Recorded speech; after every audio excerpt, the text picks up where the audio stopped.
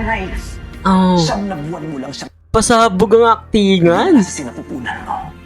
Pero 10 taon ko na siyang inaaruga araw-araw. Hindi ako manganganak Oh. dahil hindi ako babae. Oh. Pero nanay ako! Oh ma. Mukhang pampamilya din to Dahil itong parang lakas makateleserye na agawan sa anak. Mara, kilala kita. So yung bata is anak dito ni Nadine. Naaampunin ni Vice. Nung napapamahal na kay Vice ganda dito, yung bata. At saka marirealize na din na hindi niya kayang mawala sa kanya yung anak. From serious mode, tas may mga patawa na eksena dito si Vice ganda na, well, perfect sa isang movie yon. Happy birthday! Happy birthday! Tuloy-tuloy lang tayo sa paggawa ng reaction video sa mga entry ngayong 2025 Metro Manila Film Festival. And for today's video, isa sa mga maingay na entry din this Metro Manila Film Festival. So in case you miss it, nagawa na natin ng reaction video ang Shake, Rattle and Roll.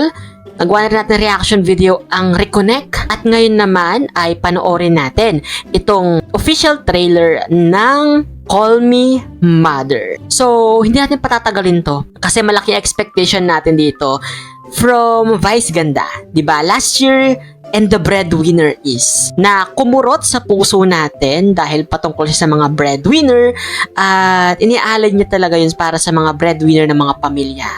And for today's video, Call Me Mother, kanino naman kaya iaalay ni Vice ganda itong pelikulang ito? Panoorin natin.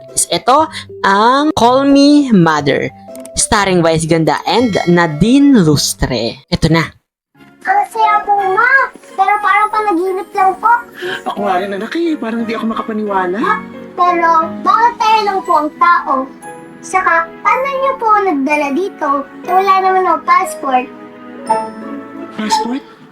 Oo, passport! Wala pong mga ganun yung inaanak ko kasi hindi pa siya naliligid at di twinkle. Okay. Ay! So, isang nanay-nanayan dito, si Vice ganda. And from sa simula pa lang, parang aampunin niya dito yung bata na hawak niya. Okay? Aampunin ko na ang bata. Kaya kailangan niya ng mga dokumento. Kaya kailangan legally adopted ko siya. Kaya kailangan ko ng tulong mo. Only if you agree to be my coach para sa paparating ng Miss Uniworld.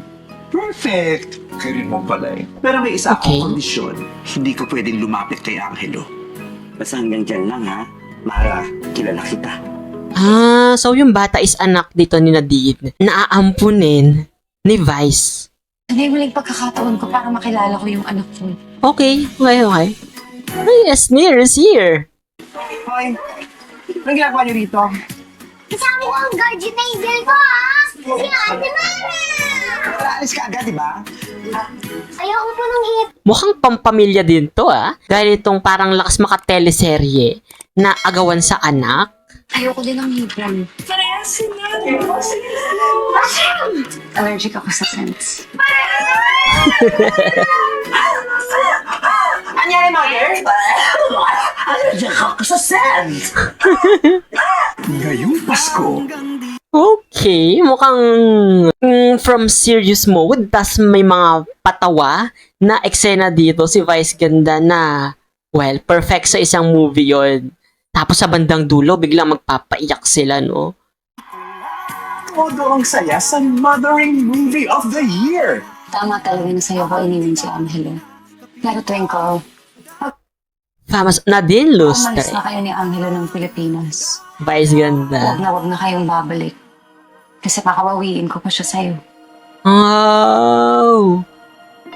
So parang, pero ito pagsisisi si Nadine, mukhang, siguro kung nung napapamahal na kay Vice ganda dito, yung bata, at saka marirealize na din na hindi niya kayang mawala sa kanya yung anak niya. Labanan ng dalawang pusong nagmamahal.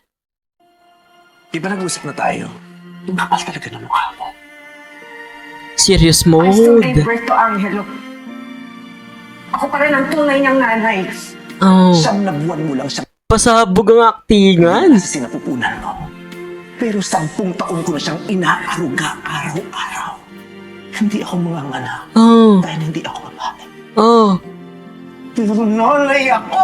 Oo nga. Nanay ako, Mara! Ang ganda ng linyahan. Sheesh! Kumbaga, being a mother is wala sa kasarian, wala sa gender natin. Kahit lalaki ka, pwede kang maging nanay. Kahit na nasa LGBTQIA community ka, pwede kang maging nanay. Kumbaga, parang gano'n yung ibig pakahulugan at ipinahihiwatig ng pelikulang Call Me Mother. Okay. Happy birthday to you. Happy birthday. Happy birthday. Happy birthday. Okay, love this. May comedic side pa din. Hindi lang siya basta serious. That's it. Okay.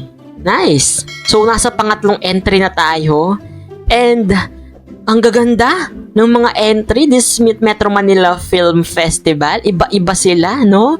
And itong Call Me Mother parang nagiging ano na siya, kung yung And the Breadwinner is na relatable siya. Ito naman, Call Me Mother, sumusunod siya dun sa yapak nung previous year ni Vice Ganda or yung previous movie ni Vice Ganda last year. Parang nagiging seryoso at relatable na talaga yung mga character dito ni Vice. At the same time, sinamahan mo pa ng pasabog na aktingan ni Nadine Lustre dito. Nandito rin si Sneer, nandito rin si Ate Klang, and so on and so forth, guys.